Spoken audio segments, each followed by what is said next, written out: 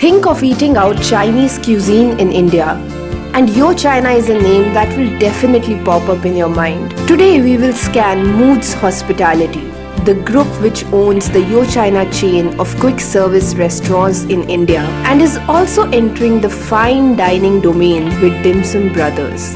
The 50 crore group owns 40 Yo China outlets in 14 cities and 2 Dimsum brothers in Delhi. The company had received its first round of funding worth 27 crore rupees in 2007 through Matrix Partners and is looking at raising around 60 crores in the next financial year. Today we will speak to the co-founders of the company, Ashish, Kapur and Joydeep Singh. The company is definitely going through a lot of changes right now, whether it be venturing into the fine dining space or offering a little costlier food to its loyal customers. Let's zoom into the facts of this strategy with the two founders who like to play pool when they are overstressed. So, as we discussed, the company is going through a lot of changes.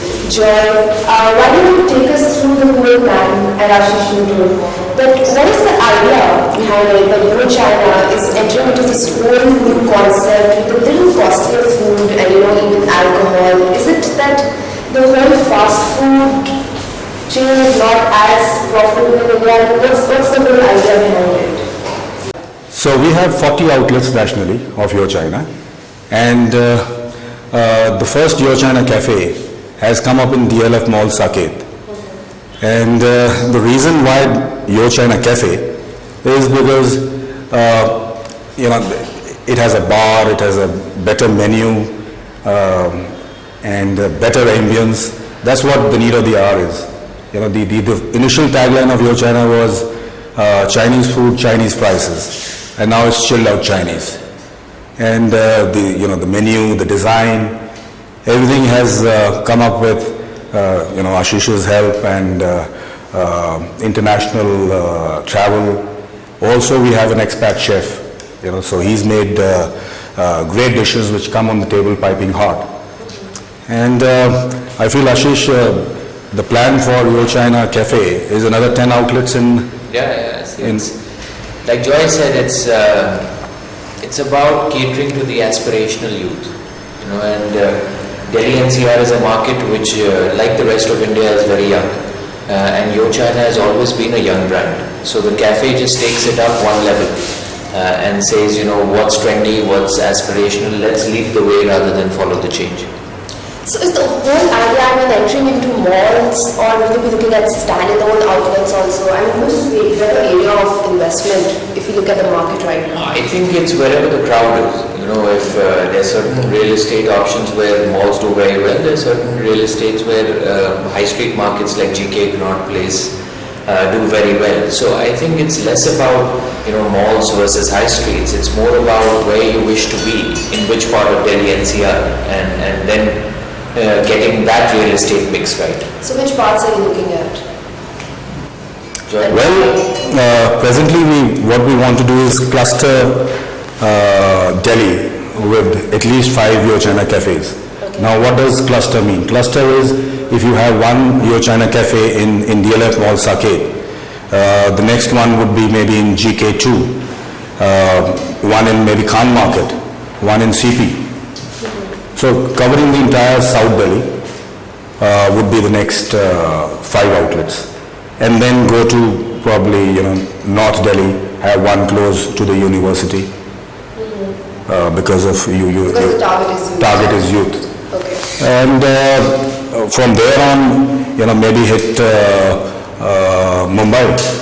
And also, there was a funding which went into the company way back in 2007. And you already have plans of expansion, and I'm sure this has a lot of investment going in. So what about raising funds? Are you looking at it, and how much investment is already going in all these? How are you shaping up that financial plan? It's all through internal accruals as well as we do moderate franchising, plus through whatever we have with cash in the bank. But frankly, we will look at fundraising next year because it is a very capital intensive process. But it's a lot about bandwidth. Bandwidth in the sense that growth should be in clusters. You don't need to grow nationally with one location in 150 cities across India. If you can really populate through clusters, your supply chain, your marketing, your operations, everything, the bandwidth just gets shared. So we want to populate Delhi NCR as a cluster, then like Joy said, move to Bombay as a cluster, Pune as a cluster, Chandigarh as a cluster, and really populate around the stores where we already have. We are in 14 cities. So that's really where the plan is, and that's when we'll go in for a capital raise when we wish to populate the cluster seriously and don't have enough through internal accruals and all to finance it. Next financial year, or is it next year starting January? Next financial year. Okay. And you know how much? It would be an upwards of 60 crore days. Because each of these restaurants takes about 2 odd crores to set up. Okay. And frankly, if you look at the market for Chinese food in India, the demand is far higher than the supply. It's one of the most popular cuisines. So why can't a Chinese food outlet like Yo China be in every neighborhood in Delhi? So when we're talking about scale, it's till whatever extent you wish to take it. So we're talking about the high capital involved in the food business in India. So which do you think is a better area? I mean, does your higher food gives you better returns than? I think both models are very good because they're very complementary. One is scale. So Yo China you can build in every neighborhood, whereas Dimsum Brothers is not that much about scale, but more about the entire experience. And for sure in fine dining the margins are better, but in Yo China the volume is better. How so it's very complementary. are the margins in fine dining? What would be the difference? 5-10%. Today real estate is a very expensive piece of the battle, so it is about 5-10% better in the fine dining business. So how will FDI impact your business, now that after so much chaos it has already all been approved, So. No, I think it's a great benefit to the country because if you look at the back end, sourcing, we source from Carrefour, we source from Metro and Bangalore. I think FDI will bring in a lot more seriousness around the back end, which is seriously required in the country. And that itself is the core for a restaurant here because that's where you source from. That's where the standardization and the supply chain problems come to an end. So hopefully, over the next couple of years, this is a problem that will help retailers scale up to a lot more cities that aren't accessible today and improve the quality and possibly bring down rates also. But that I think is one of the biggest challenges. Right? It is the biggest. If you don't have a standard supplier of tomatoes or raw ingredients in the country, how do you create a standard product? I mean, that's the reason that 50% of the investment will go into back-end at this stage. All right. And also, coming back to the financials, just can't help it being a financial journalist.